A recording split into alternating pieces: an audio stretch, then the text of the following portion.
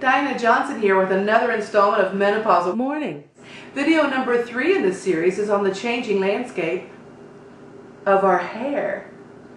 If you were lucky enough to grow up with a good head of hair and lack the self-awareness to be too damn vain about it, you probably just pulled it up in a couple of ponytails in your youth, and you probably haven't started stressing that much about the midlife changes to your mop.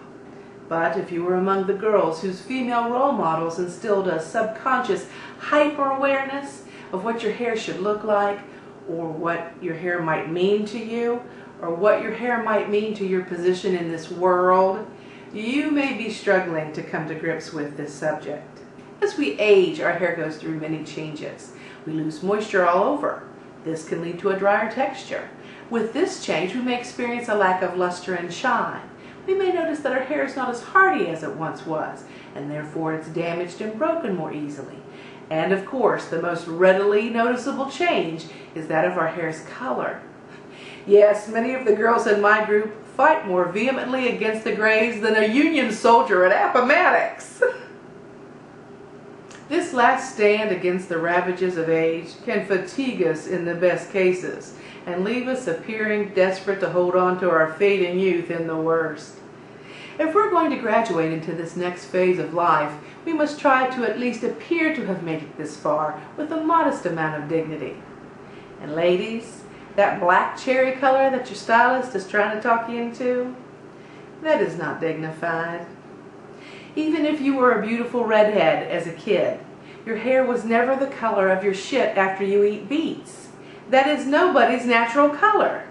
And to all of those ladies who've been trying to pull off the various shades of blonde because you were born a towhead, but by the time you were 2 you were mousy brown, until in the 8th grade you convinced your friends Chris and Tracy to pour peroxide on your scalp, please just stop. Your hair is so damaged and beaten down, it feels like baby doll hair. I mean, Barbie has more body and shine, and the PVDCs used to make her hair are the same plastic compounds found in AstroTurf. Not pretty.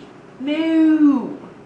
Now I realize that gray hair can make us look and feel older than we really are, and I'm all for doing whatever it takes to feel good about yourself. But maybe we can embrace our gray if we go for the proper hairstyle. Now, if you've been following these videos since their inception, you realize that I had a shit ton more hair than I do right now. My hair was thick and unruly, and I felt more like a mad scientist than a confident and mature woman. And suffering a hot flash with a mop like that was like wearing a wool toboggan in the middle of July in the Carolinas. Insufferably hot. So I visited my girl Melanie, and I requested this short, smart style. Now I can ride around in my midlife crisis ragtop Jeep Wrangler and not get my hair stuck to my organic lip balm. And I can jump up from a nap and be ready to hit the town in minutes without the chore of blowing out, curling, straightening, or otherwise styling and or damaging my locks.